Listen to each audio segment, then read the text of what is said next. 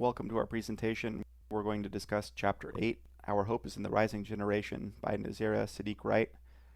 Your presenters today are Scott Ballman, Tyler McLean, and Nicolia Ortega. Let's begin. Chapter 8 deals with newspapers as a source of written material and an alternative form of literacy for black children pre-19th century. Specifically, this chapter deals with the colored American newspaper.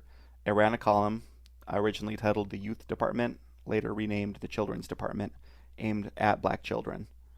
This newspaper was printed from 1837 to 1841 and marketed to free black people living in the American North, and its purpose was to instill moral lessons in the youth. One of the major goals of the children's column in the Colored American was to educate a new generation of readers. The column, when it started in 1837, began with an essay quoting from Proverbs 22:6. Train up a child in the way he should go, and when he is old, he will not depart from it. The children's column was expressly designed to instill moral lessons, and these moral lessons were derived from white middle-class values via biblical examples. It also touched on gender role instruction and building an educated, literate, and politically aware generation of black readers. They also wanted to sell a lot of papers and make money. A children's column was an excellent way to do that, and the column drove this home by imploring readers to buy subscriptions, if not for them, then for their children. The first article was published above an ad for a book called The Bloodhounds, about the use of bloodhounds to hunt Seminole Indians in Florida. This achieved two things. It established an early understanding of intersectionality in racist violence, and it juxtaposed the new children's column in that paper with a popular book written by an editor of a previous black newspaper, achieving a sort of prominence through proxy. Articles in the children's department were centered on the page within the rest of the paper, so that adult articles bracketed both sides of the kids' column. Young readers would naturally scan the articles on either side, in the process leveling up their reading skills and building an awareness of the adult world. Black parents at the time were keenly aware that half the country actively practiced slavery, and that even in the North life was a struggle. The children's department designed these centered articles to accelerate the awakening of mature social understanding in black children. The author uses the phrase prematurely knowing to describe the concept that black children had to grow up faster in a world that would not give them any breaks. The only way to respectability for themselves and for the rising generation was through exemplary morals. As the following sections will explore, the moral instructions in the children's department are designed to instill white middle-class values in black youth so that they will be upright in the ways that white culture values and thus bring black Americans closer to being fully accepted into the middle class. The instructions are also written to show that black children will be judged more harshly for minor transgressions, and that their transgressions will reflect on all black children and not just themselves. Because the intention was to promote the ideals and values of a white middle-class lifestyle, many articles were borrowed from recognized publications with white authors. In 1840, due to budgetary issues, the youth department ceased publication within the Colored American, and the children's department column replaced it. While the column changed names, the column remained written for black children. However, while the children's department column followed the youth department's trend of reprinting articles from outside publications, these publications were primarily from white authors. Overall, 35 of the 47 total works published in the children's department column originated from other mainstream publications of the time.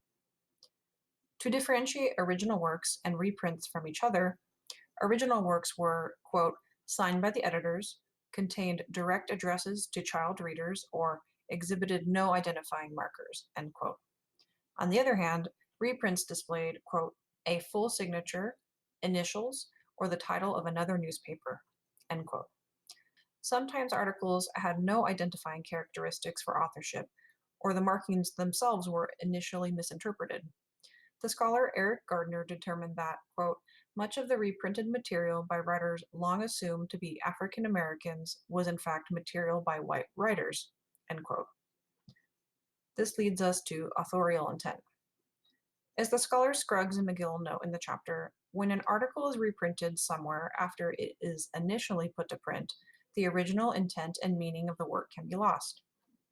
In the context of the children's department column in the Colored American, works that were originally printed for a white audience, particularly those for white children, were reprinted for a black audience.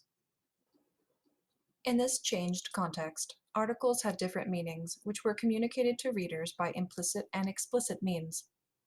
As noted earlier, articles published in the Children's Department column were carefully selected to teach specific behaviors. So, life lesson stories initially presented to white children in white publications were reprinted in the Children's Department column for Black children to learn what constituted, quote, acceptable behavior for them. The editors would also attach an editorial commentary to reprints and tell readers how specific behavioral qualities would benefit them in larger social circumstances. Together, these editorial decisions show the Children's Department was a meticulously planned effort where nothing was left to chance. This was because the editors recognized the column's readership base included not only Black children, but Black adults as well. The editors took advantage of their wide reach to focus on expectations in the house and in society. Many articles included in the Children's Department offered instructions on parenting centered around morality, temperance, and the different expectations for boys and girls in the household. The role of wife and mother was framed in a positive way as manager of the home. Through stories, young girls were encouraged to assist with chores and be respectful to their mother. Even a child as young as 4 was shown demonstrating thrift by offering to sell her doll when the father lost his job. She contributed to the household operations and lifted her father's spirits. Boys were also encouraged to support the family, but it seems there was more emphasis on consequences for bad behavior rather than the aspirational context given to motherhood. These stories were warnings about the violence that could happen from misbehavior or even simple frivolity. The unattributed story, Only Once, shows a boy who, despite advice against it, buys a ticket to the theater. This simple act ends with the boy in prison for stealing from his workplace to see another show. It's interesting to think about these stories as lessons for how Black children were expected to behave in white culture during the antebellum period. The messages were meant to encourage obedience to parents and support of the household over self-interests. These stories demonstrated the impact parents had as role models in their children's lives. Children were counseled to be careful when navigating the world at large.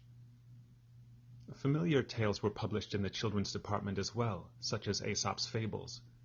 Fables are still a popular source for contemporary Black authors and illustrators. The selected material extols honesty and contentment rather than drawing down wrath through indulgence. Hounds will chase the fox if they take that chicken. Editors taught Black children to be alert through the lens of popular classic fables, and most of the subscribers to Colored American lived in the North, where there was a real concern about kidnappers taking Black citizens south to be sold. Through fables of inequality, children in the 1840s understood their vulnerable position and were naturally sympathetic to others. With content for children prominently placed in the center of the front page, the Colored American made reading a family event.